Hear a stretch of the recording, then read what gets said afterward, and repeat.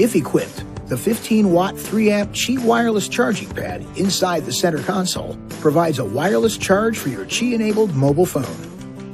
The wireless charging pad features an anti-slip mat, adjustable cradle, and LED indicator light. To use the wireless charging pad, set the phone inside the cradle with the screen facing you.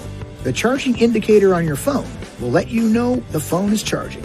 If your phone is not equipped for Qi wireless charging, you can purchase an aftermarket sleeve or a specialized backplate from your mobile phone provider or from an electronics retailer.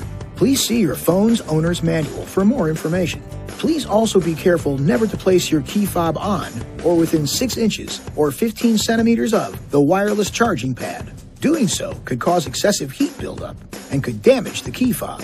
If the key fob gets too close to the charging pad, it could block the fob from being detected by the vehicle and prevent the vehicle from starting.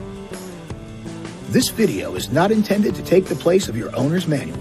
For complete details and other important safety information, please see your owner's information.